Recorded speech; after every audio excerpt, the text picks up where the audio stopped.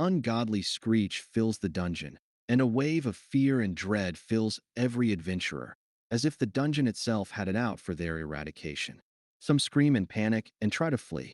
A large monstrous creature quickly appears in front of the fleeing adventurers. Its piercing red eyes glare down at its meal as the adventurers shake in terror. Quicker than the blink of an eye, the whole group was cut into pieces of body parts. Blood stains the stone floor and wall, and the large behemoth creature turns its hunger-filled gaze towards a young man with white hair. He shakes in fear of seeing the red eyes staring into his soul. He flinches his leg, causing the creature to appear in front of him, raising one of its large, skeletal-like hands. Quickly, without any thought, his twin brother quickly moves and shoves him out of the way. Bell! He shouts as he shoves his brother. The large hand is brought down where Bell was and leaves a crater. It quickly crawls after its new prey, like a spider would if it had something in its web. Bell quickly raises his hand as he sees the large beast approach them. His brother follows suit and raises his own hand. Firebolt/lightning bolt. Both shout as they fire off their own magic attacks in hopes of damaging the beast. A large flash covers the open area as both are thrown backwards. What just happened? Bell asks from the ground as he looks up to see a translucent shield radiate around the creature's face and body. Both young men quickly scramble to their feet. Bell reaches for his dagger on the small of his back, while his brother reaches for one of his damaged short swords on his back. Its gaze looks between the two brothers before focusing on Bell. In an instant, Bell felt weightless as he's thrown away as the monster appears in front of where he once was. His eyes widen as he sees his brother's arm fly through the air. The world seems to slowly stop as everyone that's left stands shocked to see what just transpired. Blood begins to shoot out of his now stump of an arm like a geyser would as it releases pressure. Before he could even release a scream or utter a word, the monster appeared in front of him again. "Get out of there!" Belle and a beautiful elven girl shout towards him, but it's too late. The monster swung its tail towards the young adventurer and connected with his neck. A loud and sickening cracking noise fills the cavern as he's sent flying. The surroundings around Bell seem to disappear as he stares at his brother as he flies through the air. The only noise he can hear is his own heartbeat getting louder and louder. Louder. He starts to hyperventilate as his unmoving body slams into the ground. The last thing the young adventurer sees is his brother and that beautiful elven girl before the world around him goes dark. Leo.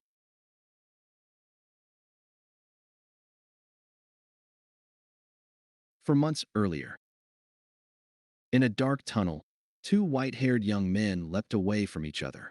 One lunges forward with a short sword and stabs through a goblin's chest. The monster flails around and swipes its claws at the one holding the sword.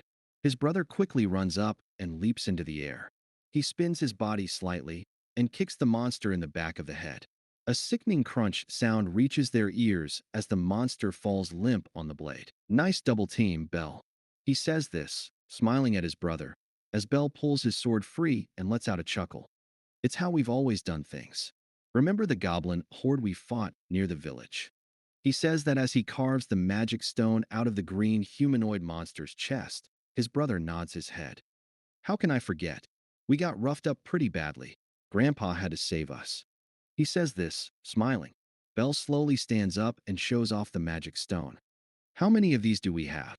Bell asks, and he watches as his brother opens the small pouch he has on his waist and silently counts the stones he has. 10 goblin stones and a few teeth. "I think luck's on our side, little brother." He said it with a smirk, causing Bell to look at him with a deadpan look on his face. "Not this again, Leo. We're twins for heaven's sake," he said, with an annoyed aura around him. Leo lets out a laugh and puts his arm around Bell's shoulder. I know. I just like messing with you. It's not only my job as a brother, but a twin has to be extra annoying sometimes." They both share a laugh as more monsters suddenly spawn around them. Leo and Bell share a look and give one another a nod. They quickly broke off from each other to confuse the goblins. Leo leaps into the air and flips before landing a devastating kick on the top of one's head, shattering its skull. Brain leaks out of its ears and onto his leg. A nearby goblin roars in anger, seeing its friend brutalized. It quickly rushes towards him in hopes of skewering him. It thrusts its sword forward, but Leo quickly leans back and cartwheel kicks the goblin into the air. Bell notices a flying goblin and quickly parries away the one he's locked in a sword lock with. He leaps into the air and swipes his short sword across the falling goblin's body, cleaving him in half. A few nearby goblins notice his back turned to them, and they quickly rush towards him. One goes for a large overhead swing, while the other goes for a wide horizontal swipe. Leo notices and picks up a nearby rock and whips it at one of the goblins. The goblin's head flails backwards, causing him to topple over onto his back. Bell quickly turns around and gets swipped on the stomach as he brings up his short sword. A small stain of red comes through his brown shirt, but it's a small cut and nothing life-threatening. Leo quickly runs over and drop kicks the goblin that's locking swords with Bell. The impact sends it flying across the dark tunnel until it slams into the wall. Saliva, mixed with mucus, spits out of its mouth as it tries to gasp for air. Thanks for the save, Leo. The little bugger really cut me. He states this as he holds the bleeding wound on his stomach. Leo stomps on a goblin's face, completely caving its head in under the surface, blood mixed with bone splattering the ground beneath his boot. Lift up your shirt. We need to see how bad the wound is, said Leo. Bell nods his head and does as his brother asked. They both look and see a small, shallow cut slowly leaking blood. Good news, brother. It looks like your baby fat stopped it from going in too deep, Leo states with a snicker. Bell shoots him a look, but before he could respond, a growl caught their attention. The goblin from earlier has now recovered from slamming into the wall and roars out, calling for backup, as if answering the monster's call. The dungeon summons a handful of goblins to back him up. The small humanoid monster smiles evilly at the two adventurers, as if it can taste victory. Bell, I'll follow your lead. I got your back. Let's kick their asses, brother. He shouts as he gets into a wild-like stance, and Bell smiles full of confidence as he tightly holds his short sword. Yeah, let's go, said Bell, just before taking off in a dead sprint. Leo quickly follows after him and scoops up a few rocks. He uses his enhanced strength and whips them at a few of the goblins. The rocks pierce through their eyes and stain the wall with brain matter. Bell ran by one of the goblins and cut across its stomach, spilling its guts over the ground. He quickly blocked the wide arc of a slash from the second goblin. He then rolled away from it and towards the third goblin and drove his blade into its chest, killing it. Leo sees an opening and rushes over to assist Bell. He leaps into the air and spin kicks the second goblin Bell had rolled away from. The little monster's sword flies out of his hands from the sudden impact, seeing the opening his brother had given him. Bell quickly reacts and spins around, decapitating the creature. Breathing heavily, both slowly lower their guard and retrieve the monster stones from each of the goblins. You're getting good with a sword. Nice work, Leo states, holding up his hand. Bell smiles at the compliment and high-fives him. And you're just as deadly with your fists. Though, when we do get more money, you should get a weapon, said Bell, worried for his brother's safety. Leo claps him on the back with a wide smile. If that's the case, let's try our luck and head to deeper levels, Leo said cheerfully as he led Bell towards the lower-level staircase in hopes of solving their finesses to get better gear and XP. Aha! Shouted Bell as Leo dragged him away from a minator. Leo looked over his shoulder to see the terrified expression on his brother's face. They weren't strong enough to face such a monster yet. He curses himself for not only risking his life, but Bell's for a handful of Valis at best. The large bull cocked his arm back and threw it with murderous intent. Leo quickly pulled Bell down to duck as the large fist slammed into the dungeon wall, forming a crater in it. Chunks of rock fall as it removes its fist from the wall. They kept running in the hopes of survival, but unfortunately, the dungeon had other plans. As if trying to give the Minotaur a free meal, they come to a dead end. No way, you gotta be kidding me, right? Is this some kind of sick joke? Leo shouts, frustrated, seeing the wall instead of an open tunnel. The large minotaur roared and charged towards the both of them in hopes of killing them. Bell looked at it in fear and gritted his teeth. He cowered slightly as he slid down the wall, holding his arms out in front of him to block his vitals from damage. Leo stands in front of Bell and gets into a stance. Bell, When I say run, you do it. And don't look back. Leo says through gritted teeth. Bel's eyes widen as he digests what he just heard. And no, I can't leave you behind, he says in a shaky voice. Before Leo could respond, the Minotaur threw a punch. Leo barely dodges it and plants his hands on the ground before spinning his body and kicking the large behemoth with all his strength. Run, Bell! Leo shouts in hopes of shaking Bell from his fear, but before he could even move, a large hand grabs Leo by the leg and starts slamming him all over the ground and walls.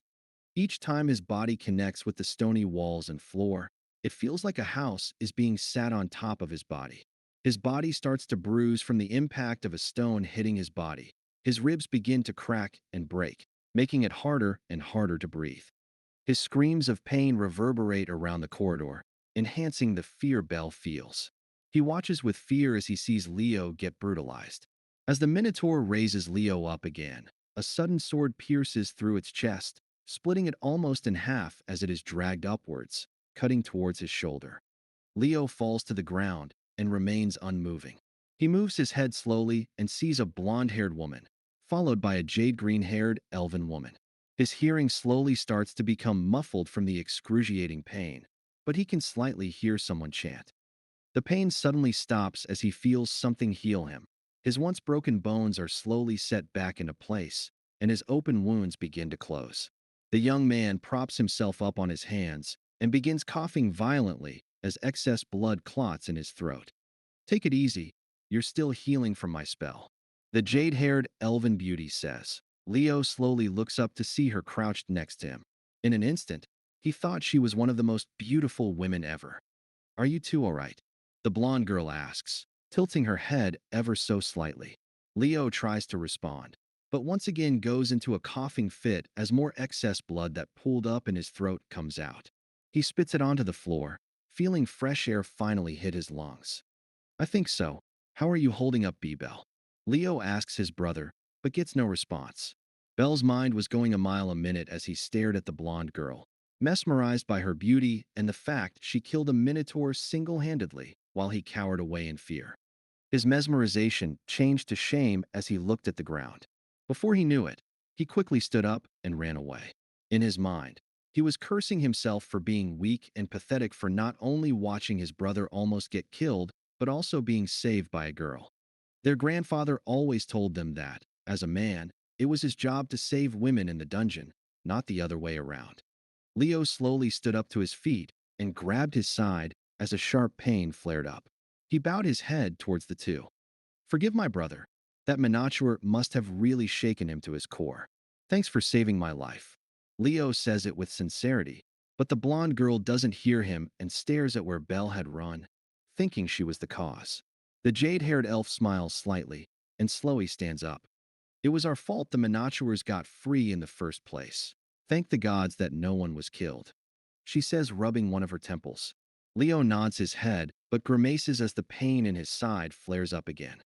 In the future, I would like to meet under better circumstances. Oh, where are my manners? My name is Leo Cranel, and my brother is Bell. My name is Reverial Joseph, and this is Ace Wallenstein. It is a pleasure to meet you. And I agree. Let's hope our next meeting is under more pleasant circumstances, she says with a smile. Leo bows once again towards the two women. I need to find my brother, so until we meet again, Leo said as he turned and broke out into a slow jog while holding his side. Riveria watched as he disappeared into the darkness that is the tunnel and turned to Ace with a small smile. Let's go, Ace. We must join up with Finn and the others to report that the Minotaurs are dealt with. She looks up and notices a sad look on her face. The blonde girl turns to her with a worried look in her eyes.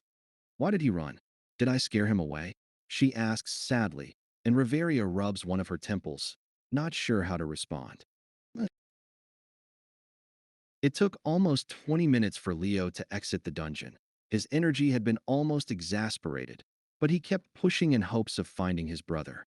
He now slowly walks the main street that connects the guild and the dungeon. A white blur can be seen running away from him. Damn it, Bell. He curses quietly as he holds his side. He quickly picks up his pace and runs, trying to catch him.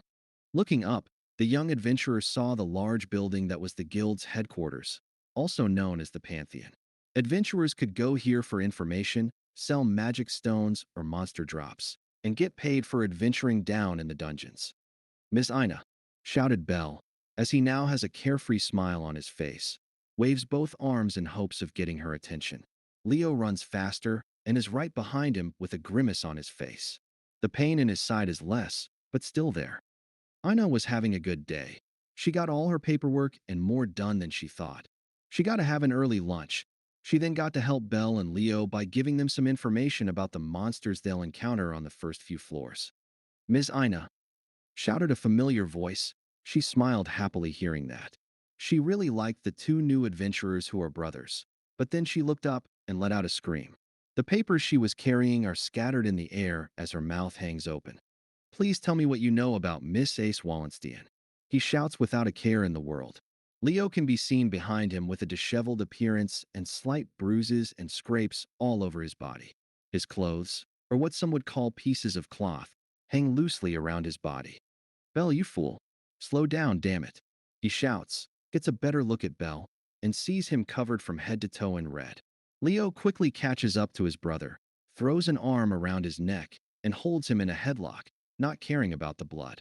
Ina lets out a sad sigh as she can feel a headache coming on. From their appearances, they have some serious explaining to do. You two know better than that. Going straight down to the 5th floor? It's dangerous enough to go into the dungeon with just the both of you instead of finding a part. I've told you this before.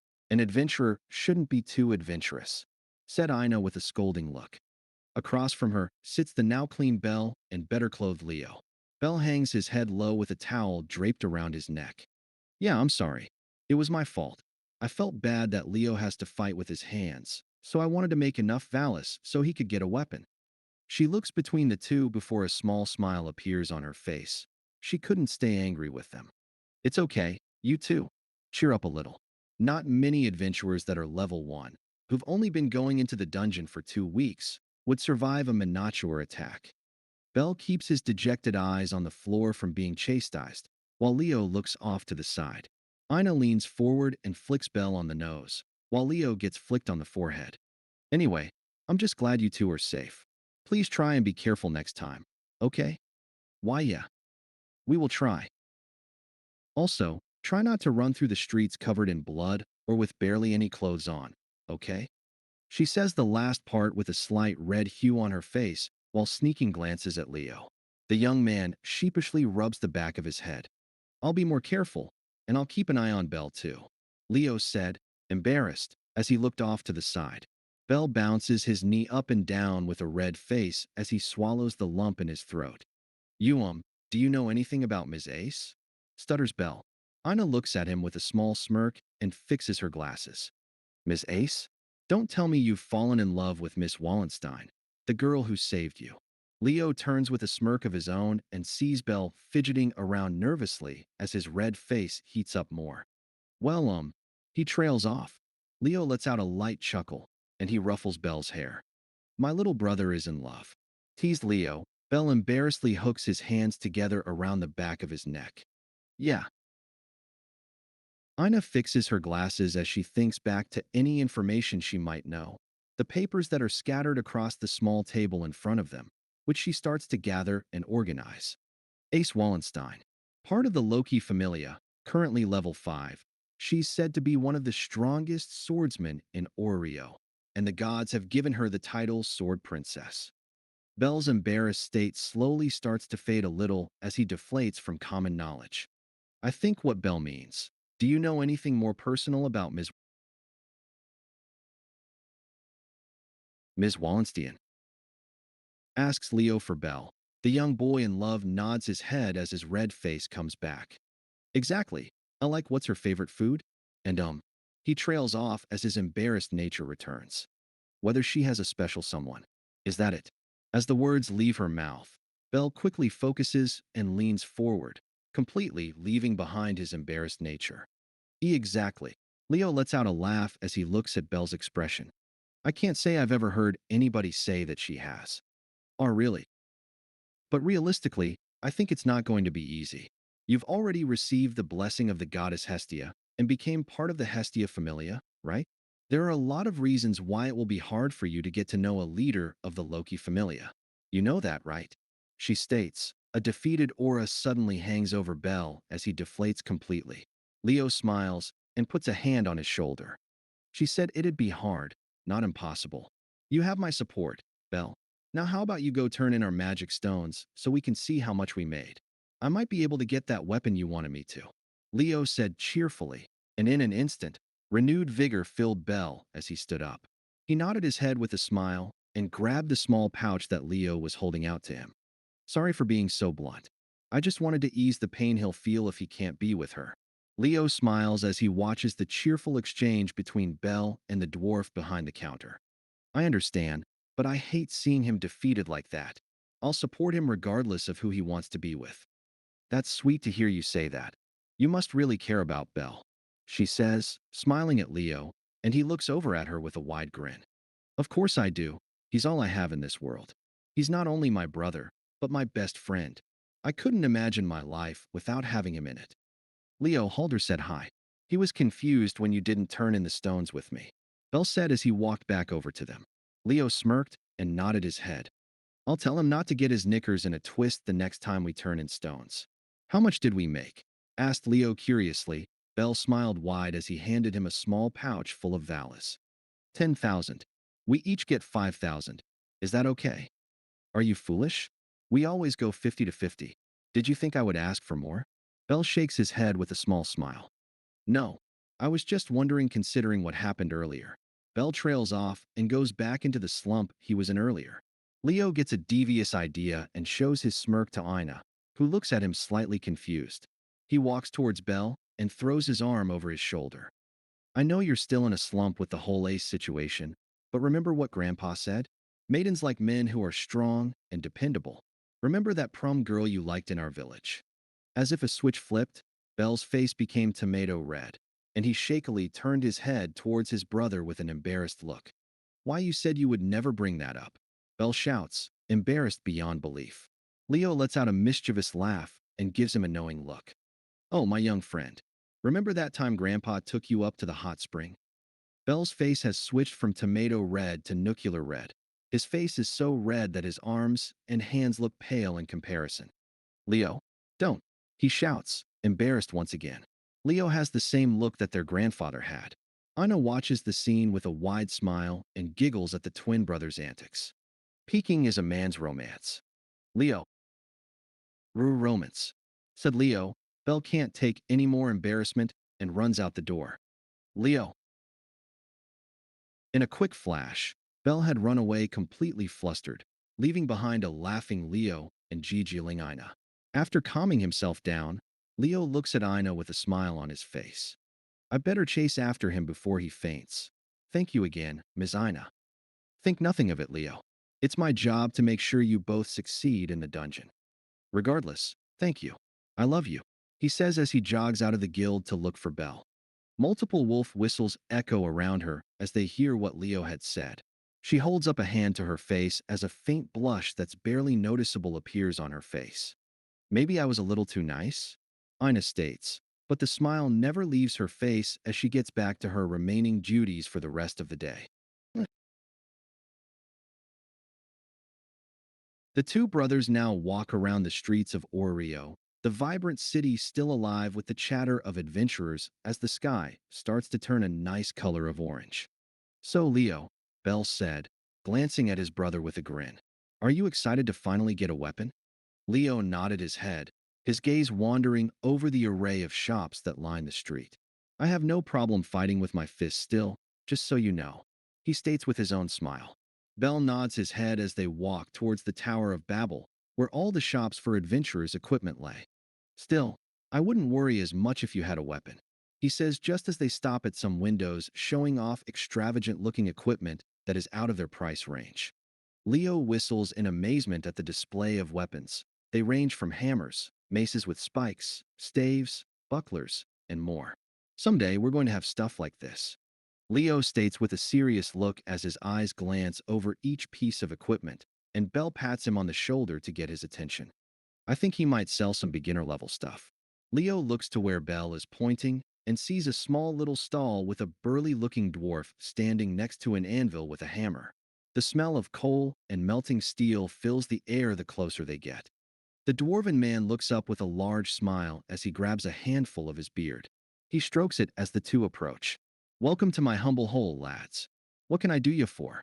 he asks, which is thick with dwarven slang. "Do you have equipment that's priced around 3,000 valis?" asked Bell. The burly dwarf lets out a hearty chuckle and nods his head. "I can go lower if you need. I sell equipment for levels 1 to 3. Take a look." He motions to his stock of weapons and armor he has laid out on display. Leo and Bell look over each weapon and take in their appearance. Some are crude-looking, while others are expertly crafted. The two things that catch Leo's eye are the great sword and longbow. "How much for the large great sword and longbow?" Leo asked, and the dwarf smirked, looked over at said items, and brought a hand to his beard as he thought. "I think the bow is around 3,700 and the great sword is around 1,500. What would be your choice, sir?" he asks the dwarf, and the older man smiles and points to the giant sword. "Nothing beats showing your animes how strong you are. Just think hoisting that thing up," and they tuck tail and run. "Really fills you with a certain pride." He says it with a hearty laugh. Leo chuckles at the blacksmith's words. "Can I try it before I buy it?" he asks, and the dwarf nods his head and motions towards the large blade. "A lad after my own heart. Go for it, boss." He says it heartily. Bell turns and looks to see Leo easily lift the large blade onto his shoulder. The dwarf lets out a loud, hearty laugh as he taps the table in front of him. "You've got the strength of a dwarf. I like you too, lads." Leo smirks as he holds up the colossal sword with ease. He holds it one-handed and points it directly into the air. "It's perfect. It feels so comfortable in my hands, too." The dwarf nodded in approval, a twinkle in his eye. "You've made my dwarven heart proud, lad. May it serve you well on your adventures." The young adventurer takes out the right amount and pays for the large colossal greatsword. Bell smiles, seeing the weapon rest on Leo's shoulder. "Are you ready to head home?" Bell asks, and Leo nods his head, but his heart pounds with excitement. He can't wait to fight monsters with his new weapon. "Let's head home." The two brothers arrived home to a rundown church that looked like it was in a war and had been abandoned before some gods came down to earth. To anyone else, it would look like a dump, but to them, it was home, where they and their goddess live. They traveled down the stairs to the basement below and opened the door. Walking inside, Bell spoke up, "Goddess Hestia, we're home." "Bell," yelled a voice as he was tackled and hugged by said voice. Hestia hugged him as tightly as she could and rubbed her face against his chest. "How are you, Bell? You came home earlier than normal." She said it cheerfully. He sweat drops at her, completely ignoring Leo and just focusing on him. "WL, we did get a little hurt today while in the dungeon. Also, we kind of almost got killed by a minotaur." He trails off, still shamed by what transpired in the dungeon. Leo sighs, walks past the two, and sets down his large sword next to his sleeping place, which is the floor across from the little futon that Bell sleeps on. In a panic, she quickly looks over Bell for any serious injuries with a terrified expression. "Are you okay? Does it hurt?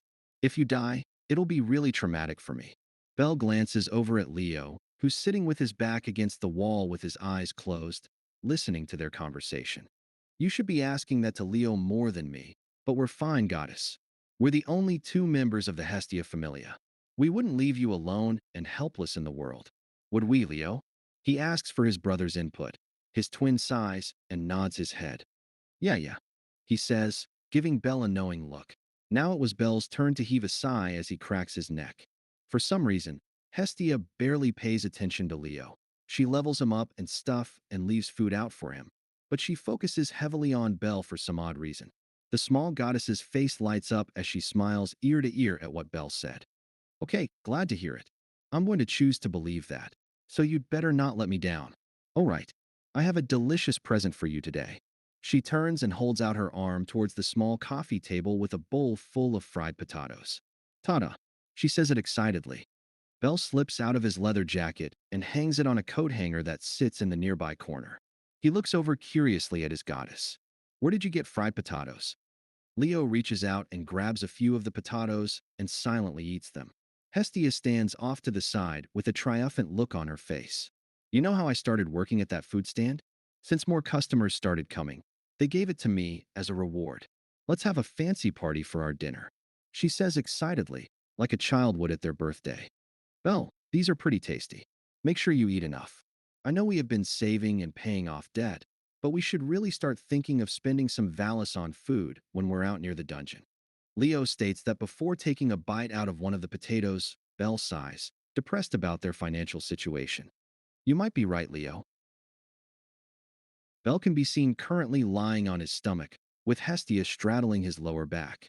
She pokes her finger with a needle, drawing a single drop of blood, and the blood drips down onto his exposed back, where his Fauna tattoo is engraved. A ripple of white energy lights up as well as the tattoo. Belle, you're too idealistic about the dungeon. You'll never pick up the girls you're looking for in a brutal place like that. She states that as she touches the energy, a bunch of numbers and words written in glyphs appear hovering over Belle's back. Like this Ace Wallenstein girl. If she's that strong and that beautiful, there'll be other guys after her, too. She's sure to have a man or two she likes already.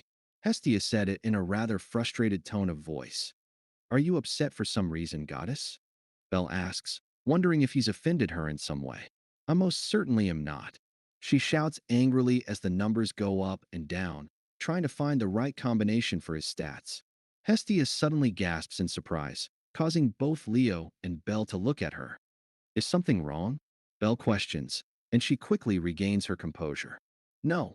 She pushes his astral projected stats back into his familia tattoo. Listen, Belle. You need to pay more attention to what's around you. She gently lays a blank piece of paper against his familia tattoo and rubs her finger in a certain pattern for his stats to appear on the page. The girls you're looking for might be right in front of you. In fact, you've already met a wonderful girl who'll love you and hold you gently. I'm sure of it. She says it with a large smile on her face. Leo lays his face against his fist with a bored expression and rolls his eyes at what Hestia is insinuating. Belle, being the nice person he is, just plays dumb and looks off to the side with a fake, confused look. Have I really? Hestia smiles as she fantasizes about her and Belle's future. She slowly and reluctantly climbs off of him and keeps drawing the symbol on the paper. Well, since she's in the Loki Familia, there's no way you could marry that Wallenwatsik girl. Hestia says, smugly trying to stop his pursuit of Ace. Leo stands up and starts to take his shirt off, getting ready for his turn to see his stats. You should forget about that girl and look for the happiness that's right in front of you. Belle tries to block out her words, but they hurt slightly. He really wants to try and pursue his crush. She hands him his status paper with a smile. Leo walks over and kneels down in front of the bed, exposing his back to her without acknowledgement of him and focusing her all on Belle. She quickly pricks her finger and lets a droplet fall onto Leo's back. So, Belle, what are your stats for today's dungeon dive? Leo asks with a small smile, and Belle hands the paper out for him to read. Belle Cranel. Level 1. Strength, I-77, I-82. Vitality, I-13. Dexterity, I-93, I-96. Agility, H-148, H-172. Magic, I-0. Luck, I. Skills. Nice going, Belle. Your agility has gone up a lot, Leo said, as he smiles up at his brother, hands the paper back so Belle can see. He watches as his eyes widen slightly. Goddess Hestia absent-mindedly does what she did for Belle, but for Leo, while focusing only on Belle. You're right, Leo. My agility went up 24 points. He says it loudly. Hestia finishes up with Leo's stats and quickly hands him the paper. It's probably because you ran from that minotaur, she states as she sucks on her finger to stop the bleeding. And my magic power is still 0, huh? Am I ever going to be able to use magic? He asks in a hopeful tone. Leo stands up, walks towards his discarded shirt, and slowly puts it on. If you read more books, then you'll get magic in no time. You just have to find one other than the hero stories you read. He gives Belle a knowing look. The young man's eyes travel back down towards his paper to see the faint words etched next to the skills area. Excitedly, he turns to Hestia and hopes he has a skill. What's with the line on the page for skills? She has an uncharacteristically uninterested look all of a sudden as she fixes her gloves onto her hand. Oh, my finger slipped a little. It's empty, like always. Of course it is, he says, smiling slightly dejected. He slowly stands up and looks at Leo. What are your stats, Leo? He asks as he reaches for his shirt, and Leo smiles and holds out the paper for him to read. Leo Cranel. Level 1. Strength. H146. H162. Vitality. I40. Dexterity. I63. 96. Agility. I71. I81. Magic. I0.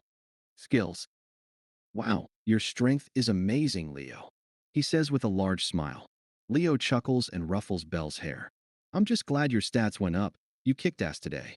Belle's smile grows wider at his brother's praise. I just wish there was a way for both of us to grow faster, he says before walking towards the bucket and sink where his toothbrush is.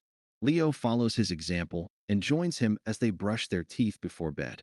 Unbeknownst to them, Hestia glares slightly into the back of Belle with a jealous pout on her face. The next morning was off to a hilarious start. Leo was awoken to see Hestia trying to kiss Belle in her sleep. Leo can't stop chuckling every time he looks over at Belle's face. That was one of the funniest ways to wake up. You should have seen the look on your face. He said this while walking along with Belle. His brother slumps forward with a slight red hue on his cheeks. It's not that funny, Leo. I was scared she'd have taken my first kiss. Leo gives him a knowing look and lightly nudges him with his elbow. You want Ace to be your first kiss, right?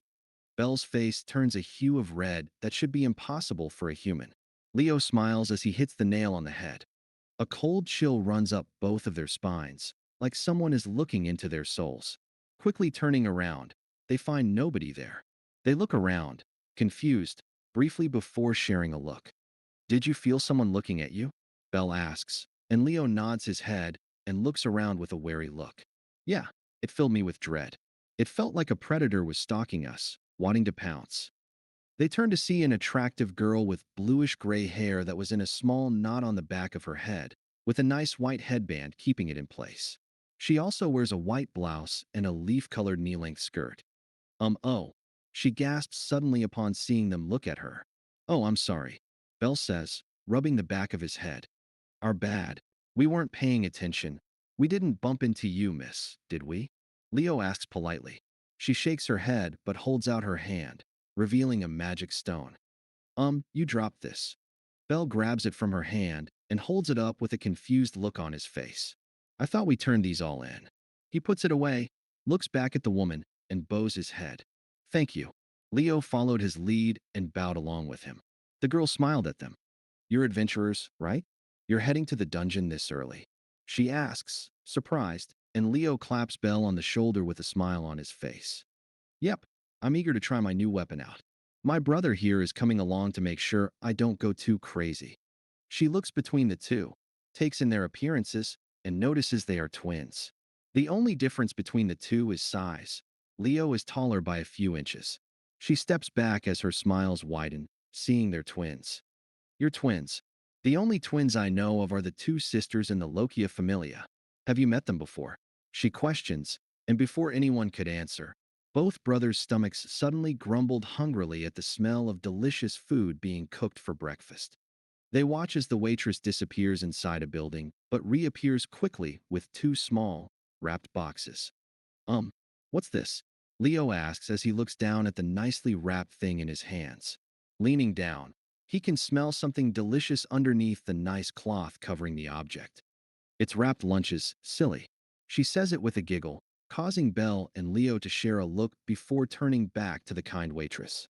We can't take lunch from somebody we've never met. And isn't this your breakfast? He asks, looking down at the nicely wrapped bundle in his hands, and Leo looks down at his. Then what's in here? He asks, confused. If Belle has this waitress's breakfast, then whose was he holding? She giggles again and looks over her shoulder towards a certain elf who's sweeping the floor. My friend Ryu doesn't mind either. She'd rather you have a full stomach if you're going into the dungeon. The two brothers share another look, not wanting to take something from strangers. If you're still worried, there'll be something for me and Ryu to eat once the pub opens. But in exchange, make sure you both eat here tonight. It's a promise, she says cheerfully before leaning closer to the two of them. She gains a bashful look. Is that not okay? Okay, Bell says with a red hue on his face, and Leo smiles and nods his head. We'll be here, Leo says, bowing, before putting the neatly wrapped bundle into his satchel.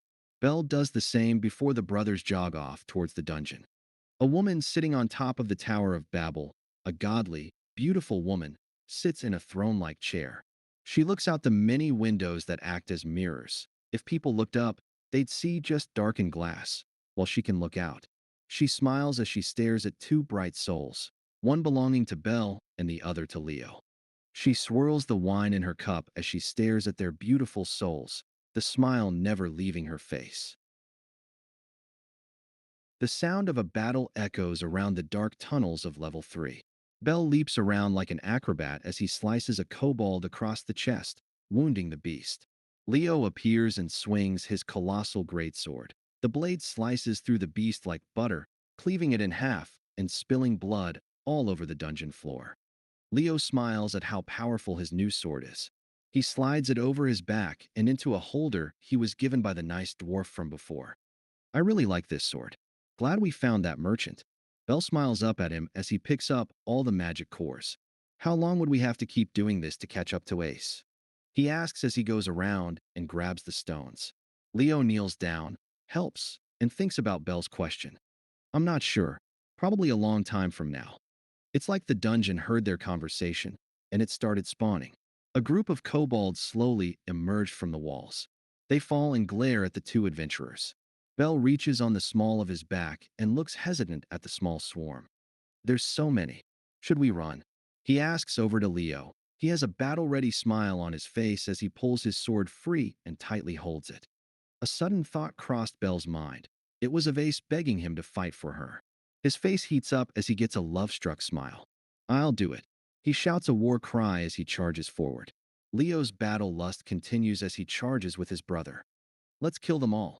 He shouts as he leaps into the air, and the group splits up to try and combat the duo. Leo has 7 kobolds run towards him. He whips his greatsword with his enhanced strength. The blade slams into a couple, killing them and severing them in half.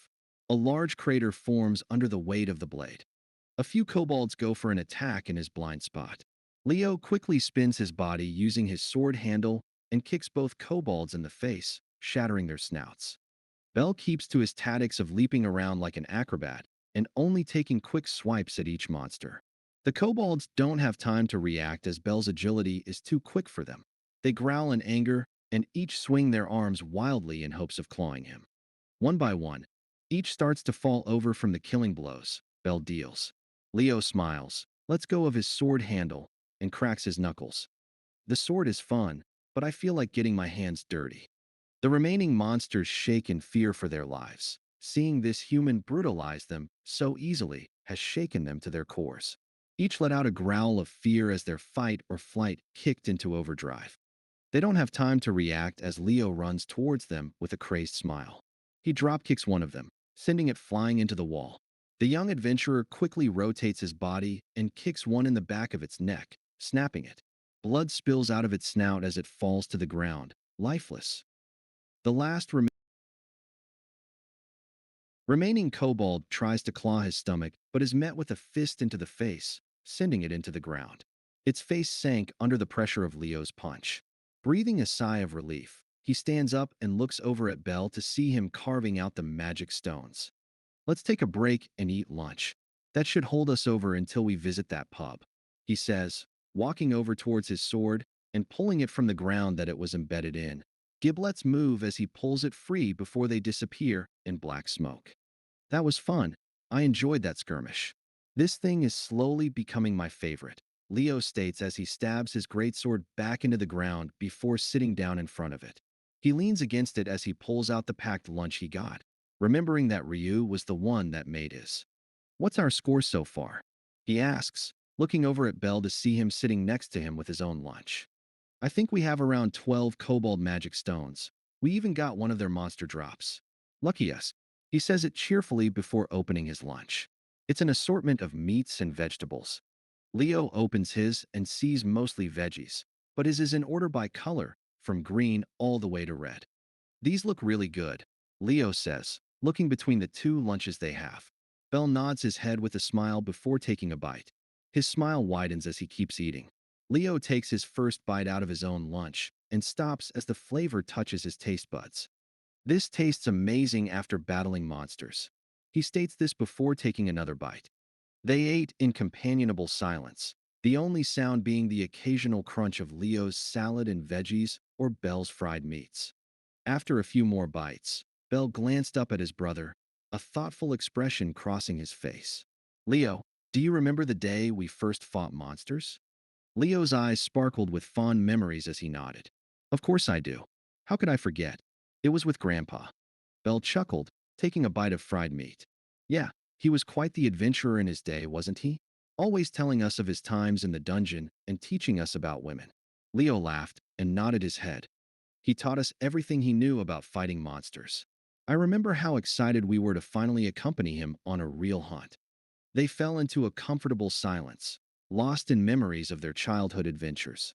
The distant echoes of monsters reverberated through the dungeon, a stark reminder of the dangers that lurked beyond their makeshift sanctuary. Leo took his final bite of the salad, savoring the flavor. I'll never forget that first encounter, he said, his voice tinged with nostalgia. We were so scared, but Grandpa was there to guide us every step of the way. Bell nodded, a wistful smile on his lips. He always knew just what to say to calm our nerves. Courage is not the absence of fear, he used to say, but the ability to face it head on. Leo grinned, putting away the container to give to Ryu later. And face it, we did. That's when we figured out you were an acrobatic rabbit. Bell nodded, a large grin on his face, as he put away his container. Also, when we found out you loved to punch things. Leo holds up his hands in surrender. Guilty as charged. You can thank Grandpa for that. He said women find men more attractive if they are good with their hands. Bell chuckles and gives him a knowing look. I think we both know what Grandpa meant with that one. They share a laugh as Leo pulls his greatsword free from the stone floor, and they continue to spend the remainder of the time hunting monsters for their stones and excelia. It's around dusk when the brothers leave the deathly confines of the dungeon. After turning all their drops in, they managed around 6k Valis each from both stones and monster drops. They then went back home to get their stats checked and tell Hestia about Bell's day. She was happy with him at first, but suddenly became mad that a girl other than her was flirting with her Bell. She was extra mad to see his stats go up so much because of his drive to be with Ace. Because of that, she pouted angrily before storming out, leaving behind one confused Bell and Leo, who shakes his head at their goddess's possessiveness toward Bell. Which now leaves both Bell and Leo in front of the pub they saw earlier in the day. It was called the Hostess of Fertility, and it was a pub used by most adventurers instead of regular town people. You two came, said the same waitress from before with a smile as she walked over to them. Oh, we didn't introduce ourselves. My name is Sir Flover. Leo Cranel, and this is my brother Bell, he says, patting his brother on the shoulder. Seer's smile widens as she motions for them to enter. Follow me, and I'll lead you to your open seats, she says cheerfully. Walking inside, they were shocked to see so many different adventurers joined in one area. The only other place you'd see this many is on a raid to the lower levels of the dungeon. As the two brothers sat down at the bar, a dwarven woman with a friendly smile set down a bowl of some type of spaghetti. So you're Seer's friends? You're pretty cute for a pair of adventurers. Bell's face heats up from being called cute, while Leo laughs and taps the bar. If you keep complimenting us, this one over here will faint from how red his face will get. The older woman lets out a chuckle of her own as Bell sheepishly looks down. Please leave me alone, he says meekly. Leo and Bell both place their orders and wait for the food. After a few minutes, their area of the bar was covered with different food items. They both stared wide-eyed at the large portions of food. Okay, this is 200 Valis. The drink is 300 Valis, and Leo's drink is 200 Valis. Thanks to the monster drops, I have a little over 6,000 Valis, but I really want to save money for the Familia. He's cut off from overbudgeting as a plate was put in front of him with a large, deep-fried fish. Ugga. It's not enough, right? Here's today's special. We didn't order this. He cries out in shock. Leo lets out a laugh as he takes a sip of his lemonade ale. Bell turns his head and looks at the menu that hangs on a nearby wall. Today's special. 850 Valis. he says, freaking out more, and Leo laughs even more as he eats some of his food. Belle, don't worry, and just eat. We can splurge on ourselves every once in a while. Leo says, trying to keep his brother from overwhelming himself. But I wanted to save some money for the familia. He says it in a defeated tone as he eats some of the spaghetti. Are you two having fun? Cyr calls out as she suddenly appears next to them.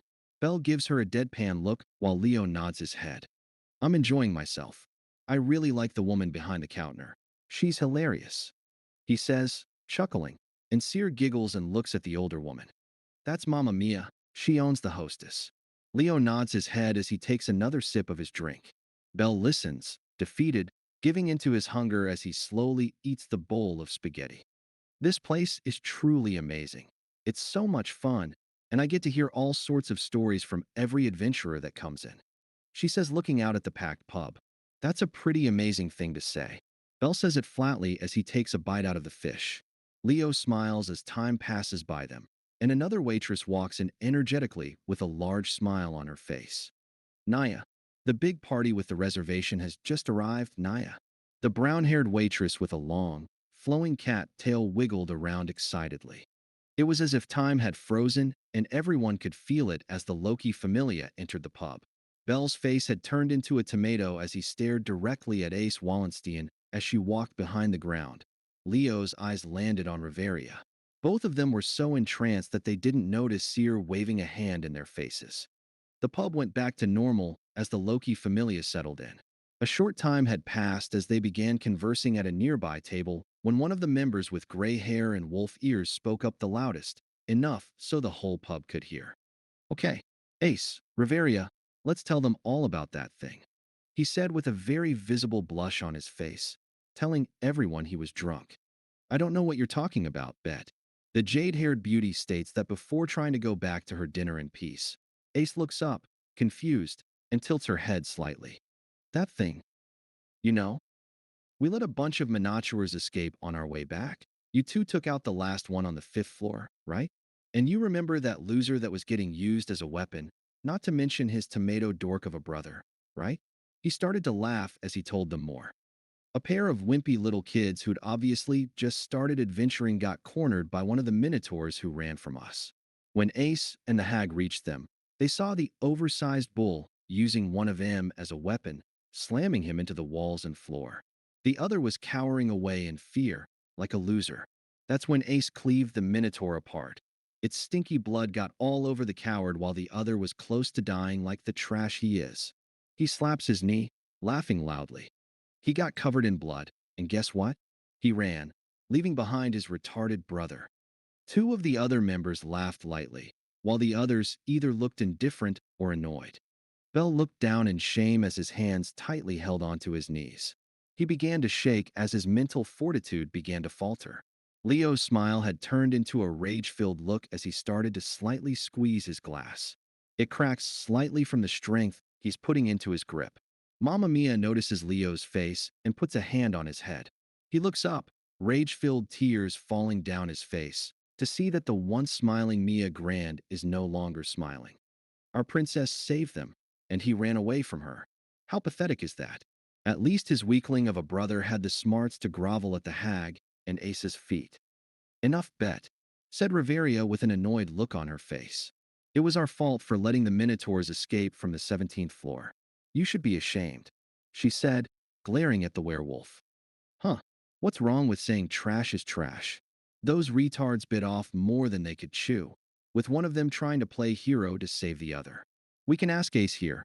She knows what was going on. Tell them the truth. Who'd you choose, me, the ragdoll, or the tomato dork? He says this, leaning over the table towards Ace. She looks at him with an uninterested look as she quietly eats her food. A young-looking male who has blonde hair holds his hands up to try and calm him down. He looks no older than a young boy. Bet, you're drunk, aren't you? The drunken werewolf ignores him and stares at Ace with a serious face. I'm talking to you, Ace. If one of those kids asked you out, would you say yes? No way, right? The pair of wimps who are weaker than you have no right to stand beside you. You, yourself, would never allow that. A wimp isn't good enough for you. Not for Ace Wallenstein. Something in both Belle and Leo snapped. He had squashed the glass he was tightly holding onto, causing the glass to embed itself into his palm. Bell quickly stood up, knocking his chair over, causing others to look at him. As he ran out of the pub, Leo quickly stood up and slammed his fist into the side of Bet's face. The whole bar's atmosphere changes. Everyone stares wide-eyed at the white-haired adventurer who decided to pick a fight with Bet of all people. Bet of the Loki Familia, name fits a little mutt like you. Leo says that his once carefree voice is now deep and emotionless. The werewolf glares at his sudden attacker from the ground, and a bloodthirsty smile forms on his face. What did you call me? Leo stares down at the hybrid. What's the matter, pup? Don't like being called mutt. He taunts even more, and Bet starts growling as his own rage fills his body. The small prum male from before quickly stands between the two, holding up his arms between them. Gentlemen, let's all cool off and not start a fight in Mamma Mia's fine establishment. An orange-haired woman suddenly stands up and wraps her arm around Leo's shoulder with a carefree smile. You should listen to him. It's supposed to be a celebration. Now let's cool off and have a nice cold ale. She says it cheerfully, but Leo remains unmoving as he keeps his glare on Bet. The air is thick with tension. Onlookers wait with bated breath to see what will happen next. Leo gently removes the woman's arm from around his shoulder and walks away towards the counter. He pulls out a pouch of Valis and pays for the broken glass on top of their meals. All that bark and no bite. Wait, you're that retarded ragdoll. You're the brother of the tomato loser. Was it him that ran out? He ran away again. He laughs as he taunts Leo, but it falls on deaf ears as he pulls out the lunchbox he was given by Seer. Please return this to Ryu. The lunch was delicious. He says quietly to Mamma Mia. She nods her head with a serious look, but her eyes hold a proud look as she looks at Leo. He turns and begins to leave as Bet taunts some more. What's the matter? Afraid I'll kick your ass? I know I'd be afraid of me. Tell your crotch-sniffing brother the next time he sees a minotaur, he should let it kill him. Leo stops in the doorframe of the hostess. Some of the other members have been trying to make him stop, but it has fallen on deaf ears with his drunken state. Bet, that is enough. You are not only embarrassing yourself, but the whole familia. Riveria was annoyed at his drunken antics. The two Amazonians giggle at Bet and how a level 1 knocked him on his ass. I was hoping to see how white-haired handled himself in a fight against Bet. One of the twin sisters said, and the other nodded in agreement before looking at the prom that played the peacemaker. I did too, but the captain was handsome as he stopped them. The other sister said this as she looked at their captain seductively. The prom sweated at this, but before he could respond, a golden yellow-haired elf scoffed. I don't really care about this quarrel either way. She says it indifferently. Leo, having heard enough insults for one night, walks out of the hostess, sets his gaze on the dungeon, and breaks out into a run as he heads towards it.